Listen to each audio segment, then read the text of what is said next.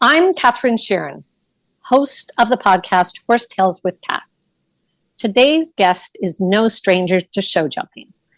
Ainsley Vince has been competing on the circuit since she was 10 years old. She won the CET medal and Hunt Seat Equitation Championship at the Royal Winter Fair when she was 18 years old. She also finished second that same year at the Maclay Medal Finals at Madison Square Gardens in New York. In 1999, she won the team selection trials for the Pan American Games with her mount Catch 22 and was selected as the team alternate that year. She also went on to become the Canadian show jumping champion in 2001 and 2002 with the same mount. She also competed at the World Cup finals with Catch 22 in 2000, 2003, and 2004. Ainsley Vince is a rider, trainer, and owner and operator of Linden Ridge Stables based in Burlington, Ontario. Welcome to the show. Thank you very much. Ainsley, let's go way back to when you first started riding at 10. How did that come about, and who were you training with at the time? I don't honestly remember how it all came about. My parents have a photograph of me riding a very, very furry pony in some sort of field at about the age of 3 in a snowsuit, I believe. So I think I caught the bug then and just probably harassed them relentlessly until they finally gave in. I started riding at Sagal Equestrian Center, which was the old Sampson Farms in Oakville, way back in the day. I think we leased a schooling pony for me to ride one summer. And I was training with Sue Pritchard, at which point we decided that I was ready for a pony of my own. So naturally, the first pony that I got was a very, very green 4-year-old. So, many trials and tribulations with developing my skills as a rider and also trying to develop a very, very green pony. Well, myself, I was very green. But yeah, I rode a ton of ponies at Sue's. I went on to catch ride a ton of ponies for Sue and other trainers on the circuit. And it was a great experience. So at what point did you shift to show jumping? Because as I recall, your first Grand Prix jumper was Hocus Pocus. Who was that, and where did Hocus Pocus come from? So when I was, 15 or 16, I think I started showing in the jumper. I may have been younger than that. I may have been 14. I started showing in the jumpers. Again, we bought a green jumper who turned out to be very difficult. I remember one summer we decided that we needed to put a professional on her because I, again, had never done the jumpers. I was quite young, was very inexperienced in that department. And it was during Spruce Meadows, and there were sort of 2 riders around that were professionals that we thought could handle the horse, one of whom was Eric Lamaze. When we approached Eric to ride the horse, he actually said, you know what, I have an equitation horse that I really need to market. If you ride the equitation horse for me, I will ride this horse for you. So we sort of exchanged riding. And it sort of went from there. Sue, unfortunately, had to move stables to a location that just didn't work for my family. So eventually we moved to Eric full time and started training there. My 2 younger sisters also moved with me. Wow.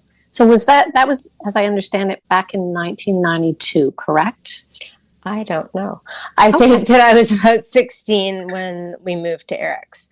I don't know what year that was. Okay, that's fair enough. It was a long time ago. That was. And then he helped you find Catch 22. And I was just thinking with the name Catch 22, did that have anything to do with you being a catch rider, or did the horse come with that name?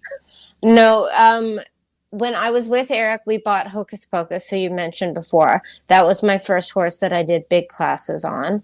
I believe we traded my very difficult junior jumper in as part of the deal. And I think I started showing on Hocus Pocus. I had very good results with him, maybe even my last year as a junior. in the US, also in Canada. I remember my first year at the Royal, I had to make a decision if I wanted to compete as a junior and do medal finals and that sort of thing, or if I wanted to compete as a senior.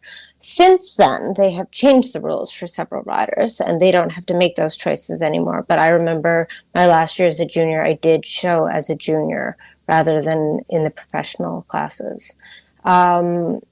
A few years later, there was a horse in the barn that was 4 years old. I believe he came in from McLean Ward as a sales horse for Eric. And I remember my mother saying, I know Eric's going to want us to buy that horse, and I will not buy him. Again, I think he was 4 years old when we bought him. So very, very green. We called him Catch 22. His name was Satellite when we bought him, coming from McLean. When we purchased him, we called him Catch 22 because he was very, very green and rambunctious and difficult. And I knew that it was going to be a very uphill battle with him. But I also knew that if we didn't buy him, that somebody else would, and he was phenomenal. So we were going to go on to be sad that we made the choice not to go ahead with it. So it was Catch 22. Hence the name. I love it. I love it. That's like absolutely perfect as a name. So Thank tell you. us a little bit about your success with him, because you had quite a bit of success with Catch 22. And the one word that comes to mind always for me with you is brave. And I remember always thinking, brave described you on that horse, because as you said, he was particularly rambunctious. He was a horse unto himself. Catch 22, again, I started with when he was very young, and I was also quite young. He had his own way of going, for sure. He had a very unorthodox canter. He probably had a somewhat unorthodox jump. He probably never had nearly the amount of scope that it took to jump most of the classes that he jumped, but he was all heart and he tried so hard and he was careful and he was fast and he was usually brave. But yeah, just like the horse of a lifetime, absolutely made my career, and I owe probably almost everything I have to that horse. He was fantastic. Yeah, you had tremendous success. I was thinking back-to-back Canadian show jumping champion is a big deal. And also the fact that I didn't realize until I was meeting with you when I did some research that you had gone to World Cup finals with him 3 times. Yes. Poor Tully. And like for sure bigger than he was capable of jumping, but he tried. He was so good. Well, it also tells me a little bit about you as a rider, because you clearly instilled confidence in him. So, there was something to be said for your partnership, I would say. Well, I think he just really had his own way of going. And I think personally as a rider and as a trainer that where some people run into issues with riding and training is when they try to make all horses fit into like a cookie cutter mold. And I feel like Eric was always really good about not doing that. I worked for Laura Kraut. She was also phenomenal at every horse is their own horse and they have to be treated individually, trained individually. They do their own thing. I remember doing the World Cup finals the World Cup class at the Royal one year in a qualifier. And there was a line and it was a 3. And Catch 22 did not have a big stride. And I thought, there's absolutely no way I can do this line in 3. Like, I'm never going to make it. So I said, I think I'm going to do it in 4. And I remember when I said that, all the people sitting around me in the stands spun around and looked at me and they said, you cannot possibly think you can do a 4 in that line. And I went in the ring and he did a 4. So yeah, that was him. You just had to do things his way. I love it. It also speaks to your confidence. Where do you think that comes from? I don't know. I probably didn't know any better at the time would be my guess. But yeah, he just, again, I think if you tried to work with the horse, with most horses, I think if you work with them rather than against them, I think they're much more willing to give you their all and give you a good effort and do what they can, sort of to suit what you're asking and to please you and to give you their very best. And so where did Catch 22 land after you? Or did you retire him yourself? Catch 22, he always showed with me. I showed him until he was 18 years old. I remember I did a class at Caledon, and he had 1 or 2 down, which was not like him at all. And there was no real reason for him to have had 1 or 2 down. And I spoke to Eric after the class, and he just said, he doesn't feel the same. And we discussed whether or not we should try to place him with another rider to do some amateur classes or something, maybe one of my younger sisters. And Eric said, this horse has been so phenomenal his entire career. It would be such a shame if he, for whatever reason, if it weren't to work, that would be what the horse ended on. So we made the decision, I think it was a May or June Palgrave or Caledon show, and we made the decision to retire him. We waited till the Royal Winter Fair, and we did a retirement ceremony for him there. And he lived at our farm until he was in his 30s. So he gave us everything he had. We gave him a nice retirement, as nice a life as we thought we could, and did what we could for the horse because he'd given us so much. Sounds lovely. Thank you. So let's shift gears.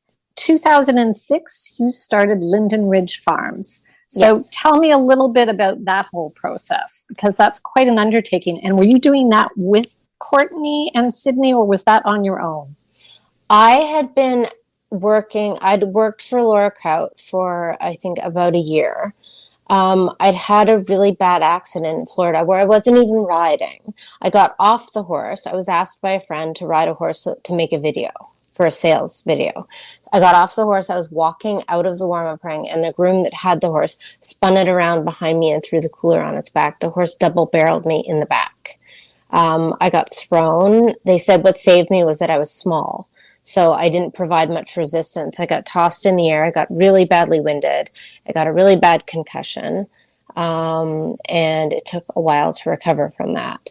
And I remember thinking at that time, I've spent a year away. I didn't think that I could really hang out with Laura's clients because most of them were about the same age as me. And I didn't think that it would suit the purposes that Laura had me there for if they saw me as a peer rather than sort of a trainer and somebody that was supposed to be more knowledgeable and more seasoned than them. So I'd spent the last year of my life away from my family, away from my friends, and I thought I could have died today, and that would have been very sad. So at that point, I think I was dating a guy in the industry at the time. And then I think I lived with him for a few months afterwards, and then thought, I really need to put my roots down and do something sort of more permanent for the future. So I moved back to Ontario and I started Linden Ridge. At that time, Courtney, I believe, still worked for Eric. And Sydney, I think, maybe worked for Eric or was in university at that time, so they were not involved in the business. Courtney came in later on.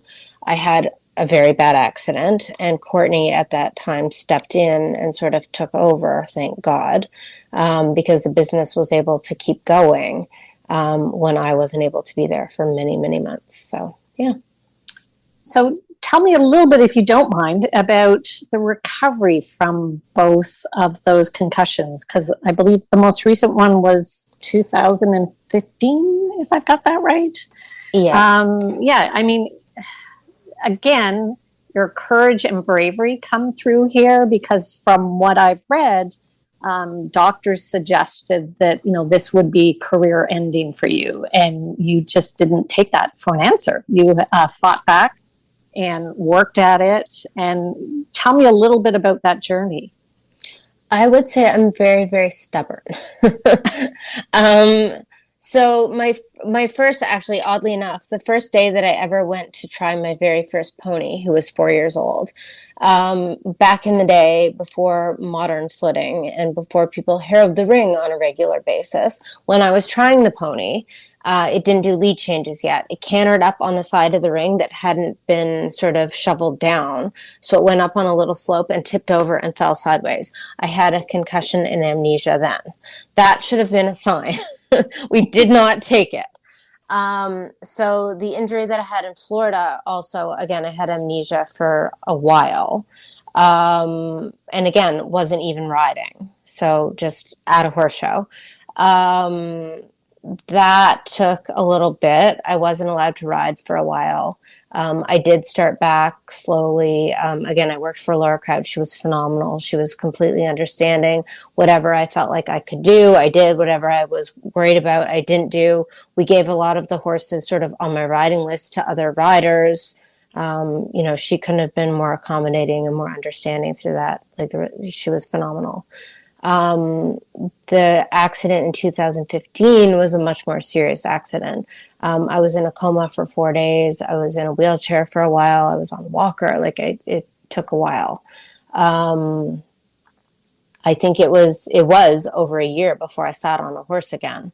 I was really concerned if I would be able to ride or not. So there was a day I remember that I was at the barn and there weren't any clients there and there weren't a ton of staff there. And I said, you know what, I think I'm going to ride Darling today. So of course I got out my Grand Prix horse because what else would, and for some reason I was absolutely convinced, I have no idea why, that I needed to ride bareback.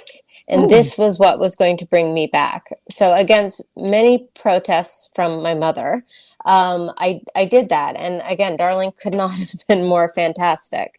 I don't know any other Grand Prix horses that will walk around a farm for hours on end bareback without complaining once. But I did start riding a few weeks later. I think I went to Ottawa Horse Show. That was my first horse show back. Courtney was there. I got a hand from Courtney. I got a hand from Amy Miller. I jumped some very small classes, like maybe meter 15 or meter 20 or something. Couldn't remember my courses, but it was a long way back. I think by the end of the year, I was doing maybe some small Grand Prix or something. Wow. But it was a long road back. Yeah. And I actually, first off, I had to laugh when you said small classes because as an amateur rider who jumps meter 10, I'm thinking meter 15 and meter 20 sound really large. But hey, I get it if you were used to jumping Grand Prix. But the other thing that came out of that is I just wondered, do you feel like it's your passion and love for the horses that, pulled you through all that? I mean, also, obviously, it sounds like you have a great support system with your family. And that's one thing I think I always noticed growing up, watching you at the horse shows, is it always seems your parents and your sisters and you were always really a tight family unit and that you were always there supporting each other. So do you feel like it's one or all of those that got you to, the other side? I think that's probably all of them. I did a lot of time in a lot of hospitals. I spent a long time at Toronto Rehab. And I think the hard part for me, obviously my memory wasn't phenomenal. I couldn't remember a lot of things at that time. But everybody wanted to sort of send me in a different direction. I always said, I feel like they want me to work at Tim Hortons and that's what they want my new career to be. And I wasn't ready for that. I had no idea. Again, it was over a year from the accident until the time I sat on a horse again. So actually it would have been the following year that I went to Ottawa Horse Show because I think I rode in like October or something for the first time, or November even. And I think the accident was in September. But yeah, that was what I knew. That was what I felt like. I always still related to animals in general really well with horses. I feel like I can read their body. I think people that spend a lot of time with horses and animals in general, they can read body language. They can sort of get a sense, hopefully, of what the animal is thinking or feeling and try and work with the animal rather than against it. I think I still had those things. And again, I didn't know anything at that moment that I wanted to do except for that. So I thought I should at least give it a shot and see if I can work back at it and see where I get to. And one thing I'm curious about myself, having had a couple of falls, is how long until sort of the fear passes. I know myself, after having falls as an amateur, there's a little bit of, lack of confidence in yourself when you go to jump for the first time. I wondered for you as a professional, is it the same? Would you say, did you have to work at the fear that you could fall again or that you might not ride well, or did it change your ride in any way, do you feel? To be honest, I don't really know because I don't really remember. I obviously don't remember the accident at all. Mm-hmm. So I think, which is actually a good thing. Again, the accident that I had prior to that, I wasn't even riding. I was walking out of a warm-up ring. Wasn't standing behind a horse. I wasn't doing anything I shouldn't have been doing. It was just, somebody did something at the wrong time and the horse did something at the wrong time and it just happened. The very first horse show I was at, I went to Florida and I walked, I was on foot. I wasn't riding yet. I went to the ring to watch one of my kids go. Courtney was helping them. And a palm leaf broke off of a palm tree and fell right beside me. And you hear every year in Florida that there are people killed this way. And I thought, that could have been the end of me. And that wouldn't have had anything to do with riding. And that would have been it. And it was like 3 inches from me that happened. So, I think you can be fearful, you can be wary. I think you have to continue to live your life. For me, the biggest thing, if I couldn't find the jumps, I wouldn't do what I do. I think I've always been sort of a type A personality and big on control. I think that's very valuable to me. I feel very confident in my ability to find the jumps and get the horses to the jumps. I think if I couldn't do that, it would be different. I don't feel that has changed. Although, again, I don't really remember before, but I've watched a lot of videos. So I feel like, yeah. So it sounds a lot like you have a natural gift and that you didn't lose that gift just because you had some hits. I hope so. I remember, actually, I don't know why I was thinking of this. There was an interview, I think when they had WTSN, they did a special on my sisters and I think part of it, they'd interviewed Ian Miller about us. And Ian had something very nice, and he said that I had a gift. Obviously, a lot of professionals come from professional families. I did not. I was the first one to ride. My 2 younger sisters rode after I started, but, I'm not sort of the norm in the industry. And I think that's probably where Ian's comments came from.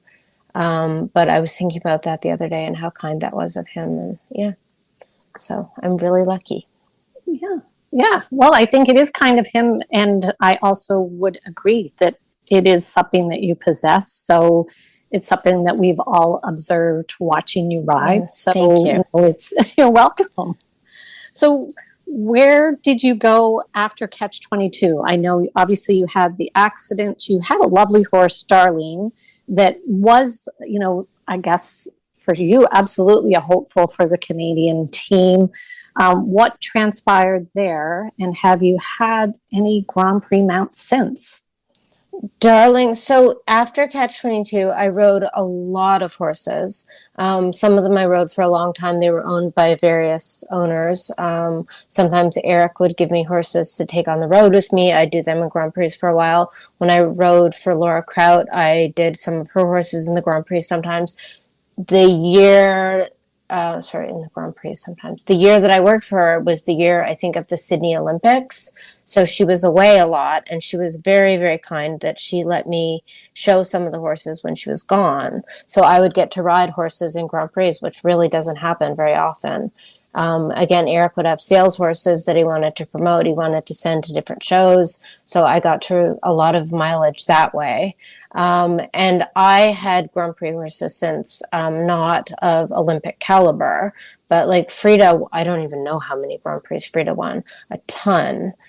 Catch 22 won a ton. I had a horse called Uno. He was phenomenal. I had a horse called Kafka, who was not easy, but he also won a fair bit. So I did have, I had Top Gun, I had Quintero, that were owned by owners. I had other horses. Darling was the first one that looked like she was really a contender for sort of international things again.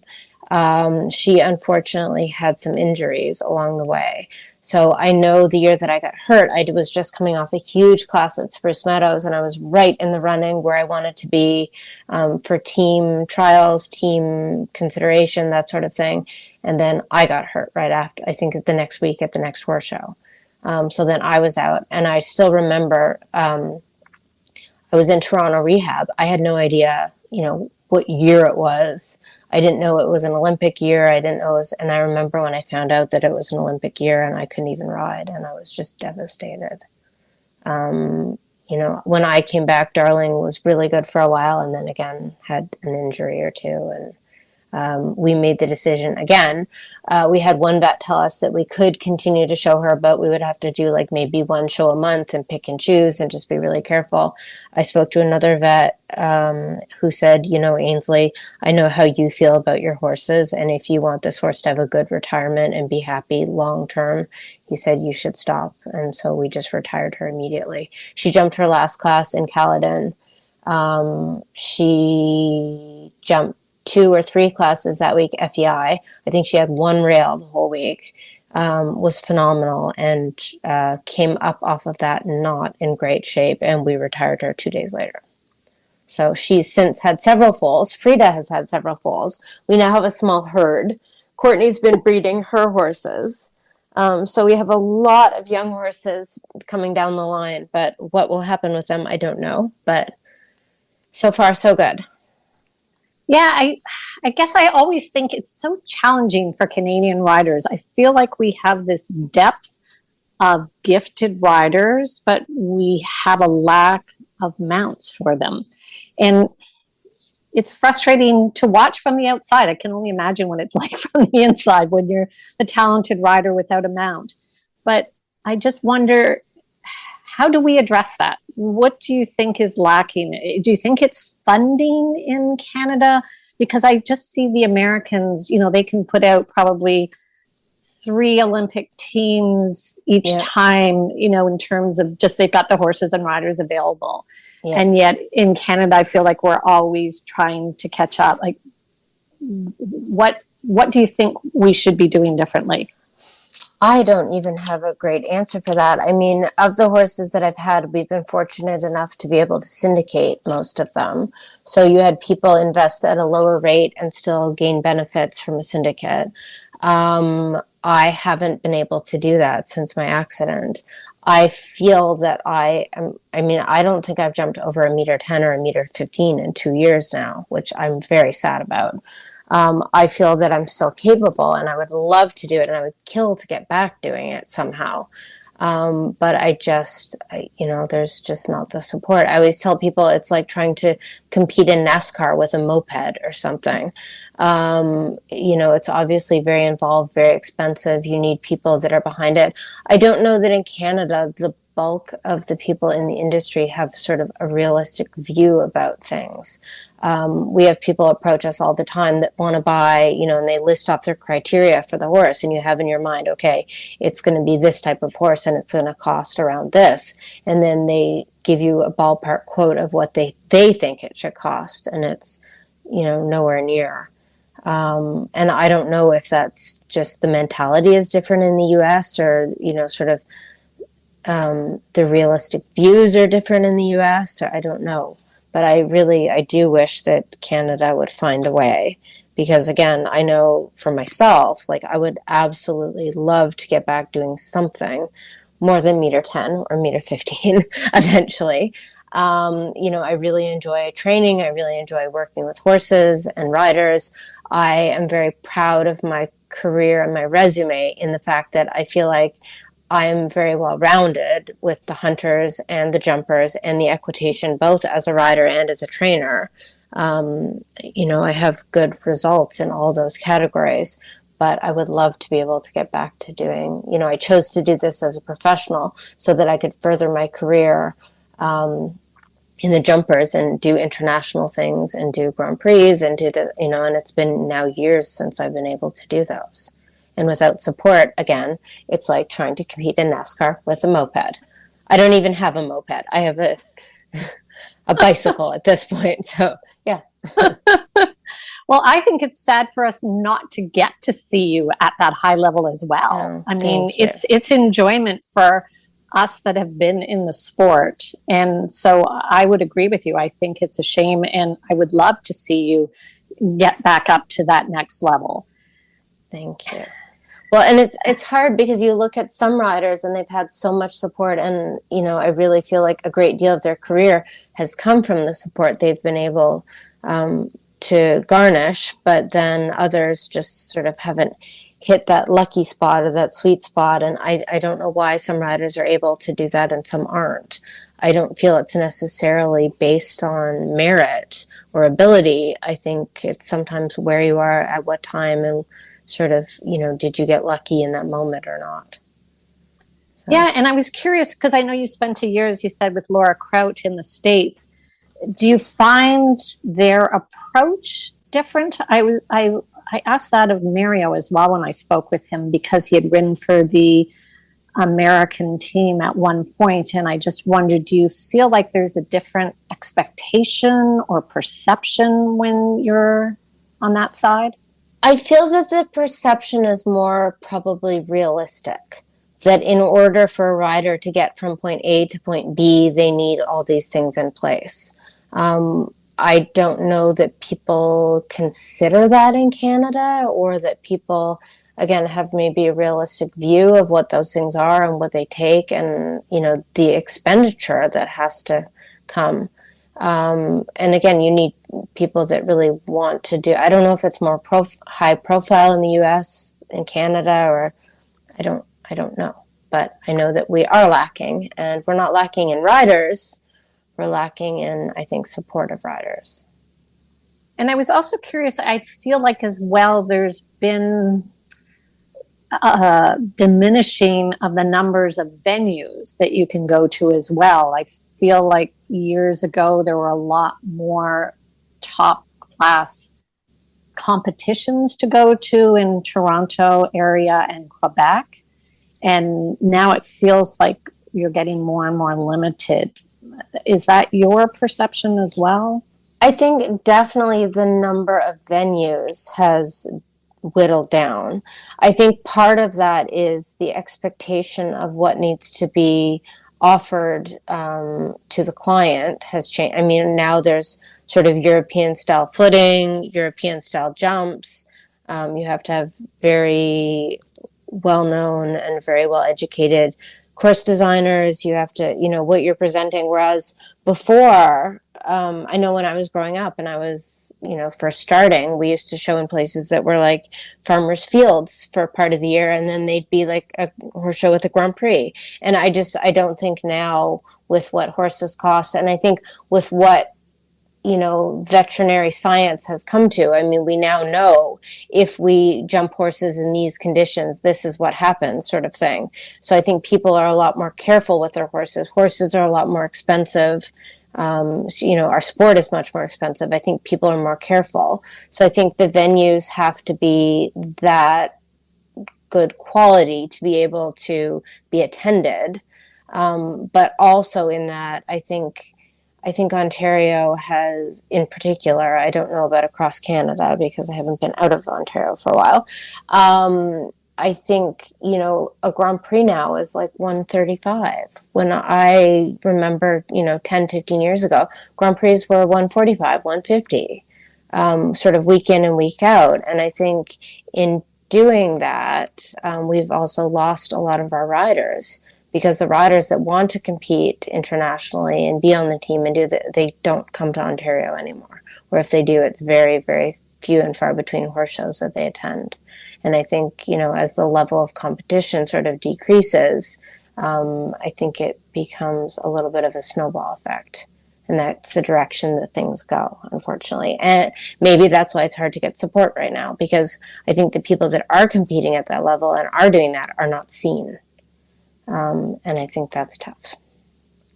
Yeah, it's interesting you say that, because I asked a similar question of a course designer recently, because I noted as an amateur rider that our courses are significantly simpler than they used to be. And I miss a triple combination at 1.10 meters and a Liverpool, a real Liverpool. And I just feel like if you're starting to simplify things at a lower level, as you say, it does become a bit of a snowball effect for riders coming up through the ranks, and the expectation once you get to, the professional levels.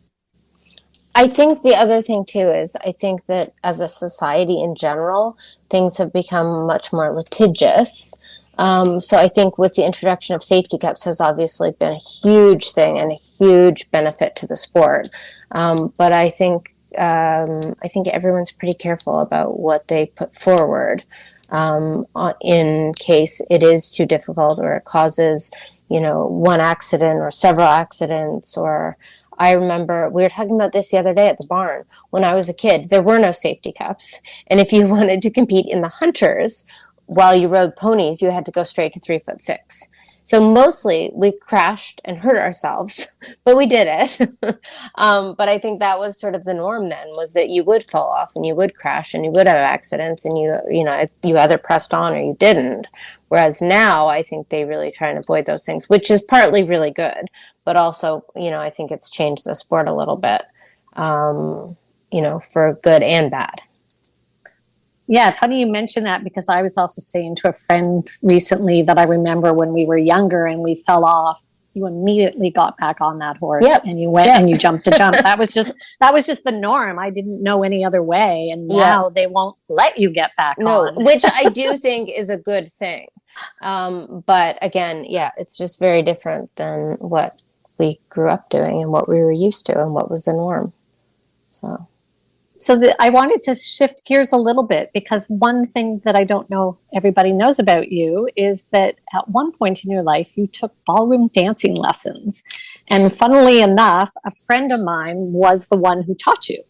And so I was quite curious as to how that came about, and, whether you took that just as out of interest, or was it expected to help you in riding or confidence, or what was that about? I have absolutely no idea. I vaguely recall that. I don't know why I would do that. I'm terrible at dancing. But I don't know. Okay. I don't think it was to do with riding. I think it was just trying to branch out and do something very different from riding. And perhaps maybe work on my ability to execute things in life with a degree of grace, which I don't think I ever mastered. So... Oh, I love that. I love that as an answer. That's perfect. So moving forward, just as we finish up, I just wondered, what's your hope on the horizon for you and for Linden Ridge and, the future? I would love for Linden Ridge to flourish. Years ago, we had kids in the Canadian Championships every year. We had kids at Young Riders. We had kids winning medal finals. We had all of that stuff, and that sort of comes and goes in waves, because kids grow up, they go to university, that sort of thing. The clientele that you have changes. We have a lot more amateurs than we ever had before. I would like the business to continue doing better than it has been. Obviously, everybody always wants bigger and better. Courtney, I think, brings a phenomenal side to it that I do. I think we complement each other, but we also have had very different backgrounds. Courtney did a ton of stuff in Europe, and she knows a lot of things and techniques that I never learned. I think a lot of what I know and I do is somewhat self-taught. I think to some degree, a lot of things, I grew up working for Eric, and I rode with Eric for a long time. I think a lot of things that he did were to the same effect. I think, he'd obviously worked with some really good riders and some really good trainers along the way, but I think a lot of things were things that he knew worked and things that he did that would produce the result that you wanted. I like to think I'm a little bit the same. I'm maybe not textbook, but I teach what works for me and what I think will work for others. I would absolutely love to get, doing more and bigger things in the hunters, in the jumpers. I would love to get back into the Grand Prix ring and jump big jumps again. But time will tell. So hopefully, and I would love to have kids doing medal finals again, because I really enjoyed that. And I think that It's very rewarding having kids do that and seeing the results that sort of you produced over time and you help produce over time. But yes, I want it all. So, And at the end of the day, what's your favorite part of what you do day to day? that's a good question. I don't know. I used to think about this a lot. I think my happiest riding times, and this is such a weird answer to give, would be in the morning when I was riding in Florida and the temperature would be just perfect and the sun would just be coming up and I would be by myself on the grass working with a horse. And I absolutely loved that. I love doing big classes. I love doing well in big classes. I really miss that. But I don't know that there's one thing. I think there's a lot of little things that go into it and that make it rewarding and make it what you want to do. And again, when I was in the hospital and they were trying to push me to a different career, I couldn't even imagine. And again, I could only vaguely remember what I had done or what day to day was like or that sort of thing, but I couldn't even imagine doing something different. So even if I had to do it in a slightly different capacity than I had done it before, and I've said in interviews, like, a lot of what I used to do, people would call me and be like, oh, I have a 5-year-old. Will you ride? I don't do that anymore. I ride horses that I know, that are in my barn, that I work with, that I know the people, that I trust the people, that I, feel fairly confident. I mean, they're animals. They can always do something we don't predict. But you like to have at least an educated opinion about what's likely to happen. So I do it a little bit differently than I did, but it's the same job title. So it sounds to me like you do this because it touches your heart at the end of the day. I would imagine that was something that, as you said, even when you couldn't remember exactly what you had been doing, you knew that whatever you did had touched your heart. So I hope that you will get to continue to do that. And I really have fingers crossed that we will see you in that Grand Prix field soon competing. Thank you so much. I hope you're right. And thanks again for taking time out to meet with me. Oh, no problem. Thank you.